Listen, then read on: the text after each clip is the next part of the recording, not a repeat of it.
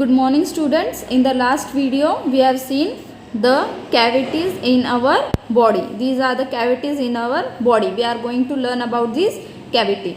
First one is cranial cavity.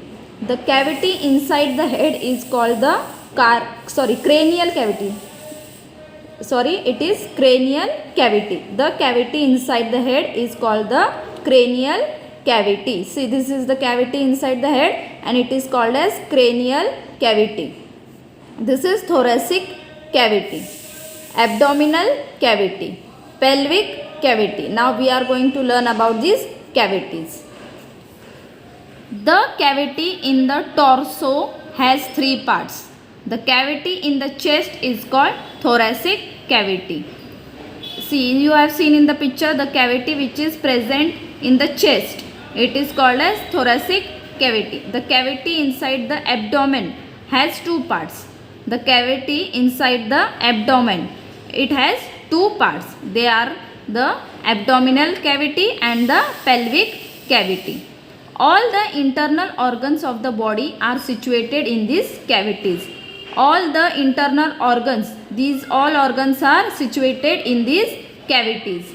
They are situated in such a way that they will not leave their places and move here and there. The organs which are situated in these cavities are situated in such a way that they will not leave their place and they will not move here and there. The esophagus. The esophagus. Can you tell? This man is filling the water from the tap into a drum. Here you can see a man is filling the drum with the water. The drum is some distance away from the tap. The drum, see, here is the drum and here is the tap. There is distance between drum and the tap. Still the water from the tap is flowing into the drum. Still the water from this tap is going inside the drum. How is this so? How is this so? You can see that there is a pipe. See, here you can see the pipe, due to which the water from the tap is filling in the drum. This is the pipe. The picture alongside shows two internal organs. See, in this picture you can see this is the esophagus. This is the picture of esophagus.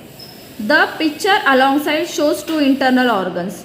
They shows two internal organs, the mouth and the stomach. See, this is first internal organ and this is second, mouth and stomach.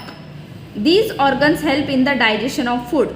See, these two organs helps us in the digestion of food. First is mouth and second is stomach. The stomach is situated in the abdominal cavity. See, this is your abdominal cavity and in this abdominal cavity the stomach is situated inside. There is a tube in the thoracic cavity. There is a tube. See, this is the tube. Can you see this tube? This is the tube in the thoracic cavity to transport food from the mouth to the stomach. Now you eat food daily. Have you ever imagined that how does our food go from mouth to the stomach? See, from the mouth through this tube, the food goes inside the stomach. It is called the esophagus or the gullet. Gullet means the passage by which, see, this is the passage by which the food passes from the mouth to the stomach. We use our mouth to eat our food. We use our mouth to eat our food. The tongue tells us the taste of the food. We chew food with our teeth. As we chew it, our saliva mixes with the food. As we chew the food, our saliva means the liquid produced in your mouth. The liquid which is produced in your mouth mixes with the food. As a result, the food forms a moist ball. What happens when the saliva mixes with the food? The moist ball forms. It is easy to swallow this soft ball. It becomes very easy to swallow this soft ball through the mouth. This food passes through the throat into the esophagus. See, here is your throat. Through this throat, it becomes easy for the food to go to the esophagus. The wall of the esophagus is very flexible. The wall of the esophagus is, see this esophagus and these are the walls. The walls of this esophagus is very flexible. Flexible means it moves, means it expands very easily. This makes it possible to carry the food from the throat to the stomach easily. Because of this, the food from the mouth to the stomach goes very easily.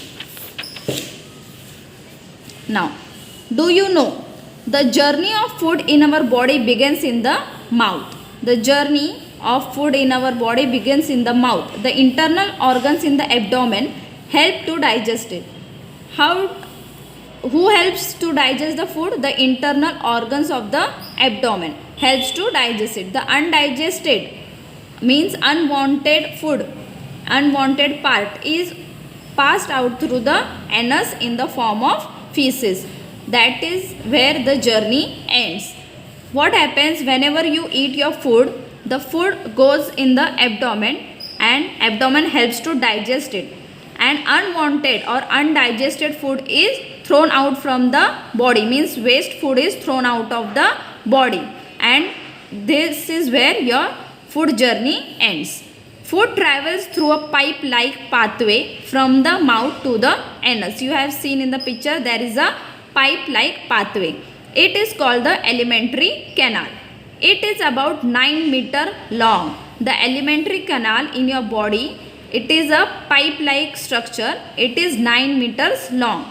It is made up of number of internal organs. The esophagus is a part of alimentary canal. The esophagus, it is the part of the alimentary canal. Next, the heart. Now we will learn about the heart. There is a blood in our heart. See, here is the heart. You can see the picture. Here is the heart situated and this is your heart. We take in air when we breathe in. Whenever we breathe, we take in air. Our blood carries the air to all parts of the body. Our blood means blood helps to carry the air to all the parts of the body. The food that we eat gets digested. It is again blood that carries the digested part to every particle of the body. What is the function of the blood? Firstly, blood carries air to all the parts of the body. Another function, it carries digested food to the digested part to every particle of the body. For these purposes, it is necessary to keep blood flowing through the blood vessels that spread throughout the body. There are blood vessels which are spread throughout the body.